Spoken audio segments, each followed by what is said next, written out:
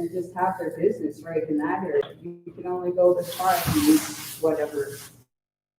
If we say you can't be open, then we have to have some sort of backup for them.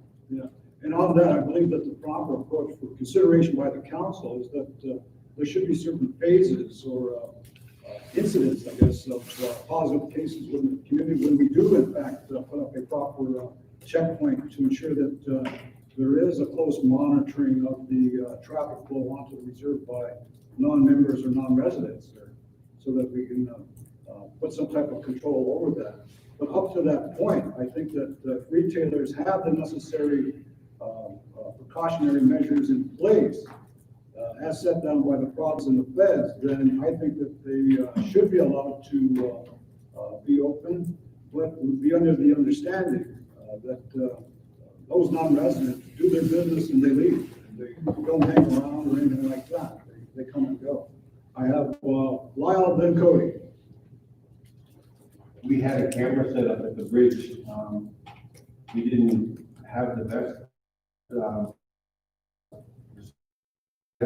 We wanted a camera that would read plates back and forth, but I think for the purpose of tracking, if we had another look at that camera at the bridge, it does pick up really well.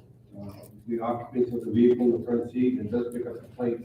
If we can upgrade that to a working status we can use. It's monitored by the police and it's monitored for I think 2 or 3 days. We can store photographs. So I think that should be looked into, and I think we should be moving forward with upgrading that to where it can become useful item for tracking. Okay.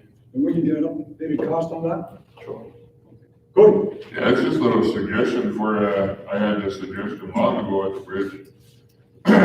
Something to do with keeping the security guards safe as well. I suggested that all band members should give a band tag to hang on their mirror, put in their window. Then security can wave them through all of our visitors. Now this tag actually would be for band members, employees, and emergency personnel, any security guard with a firm head on his shoulders. They have to let an ambulance in, or a fire truck, or a police car with your headlights on.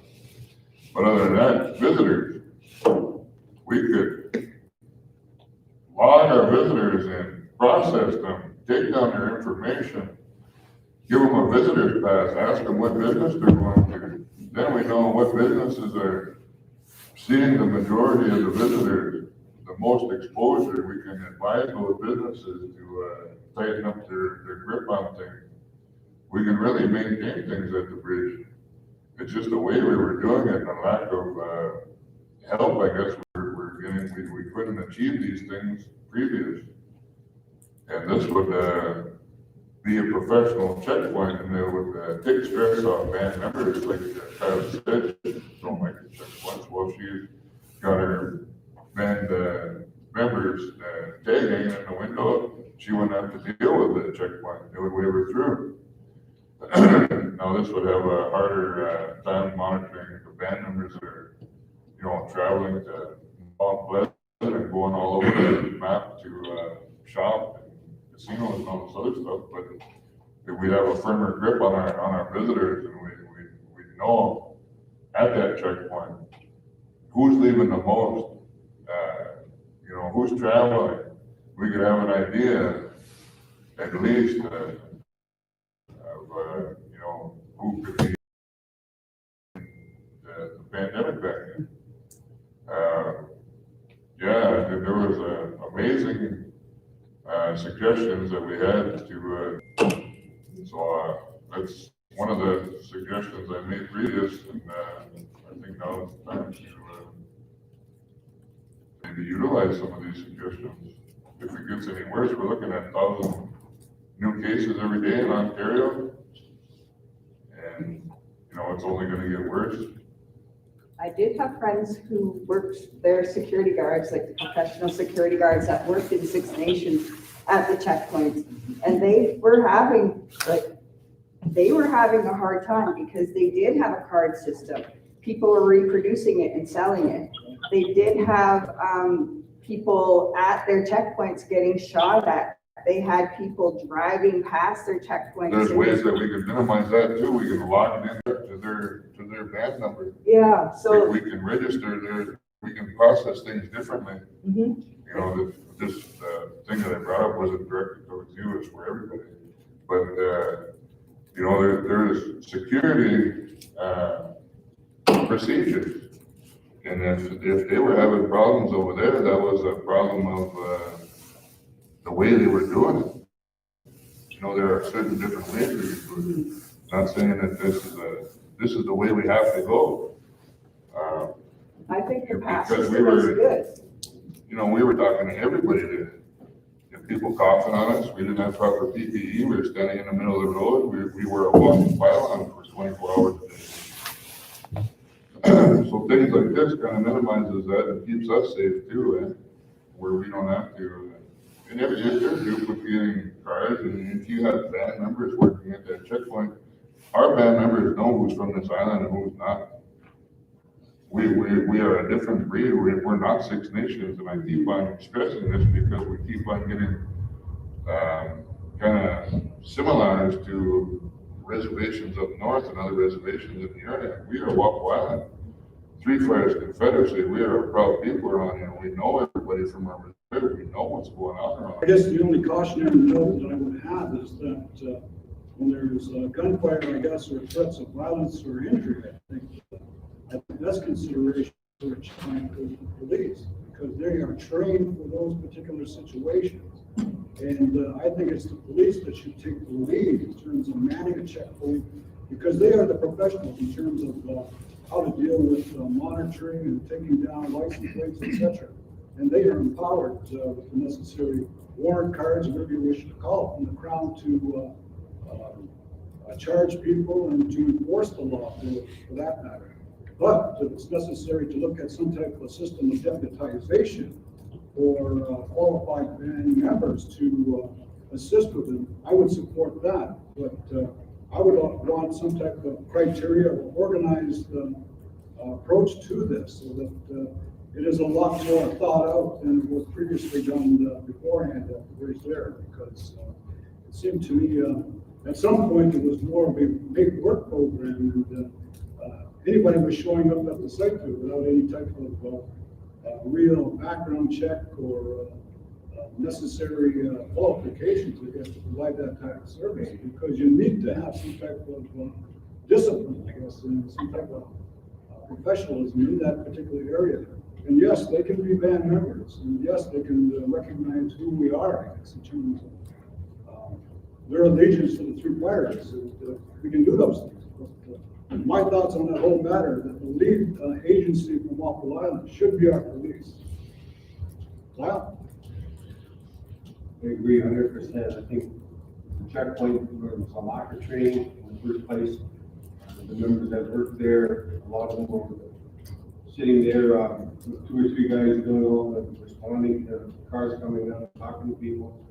I think Cody's got a good idea about the past, but I think with that past, if we issue past to band members, there's still gonna be bands that are gonna go in high back speed, move back and forth in different vehicles, so that's not a sure thing.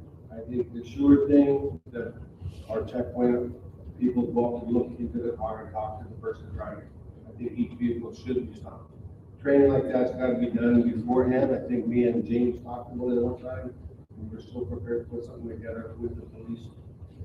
You know, as far as having a deputized person at the scene, if you have a paid duty officer there, he does have the authority of the police officer at all times. If he asks one of the members to assist him, that member becomes, in effect, a peace officer. If he's assaulted or attacked anyway, he's charged as being a peace officer, which is a little more deterrent for other people to attack them that way in any way, because they're trying to be a little more strict, because a lack of authority is a lot more looked at a lot more seriously than you know, someone can take on a claim and imply they give permission to fight. So I think training is a big issue there.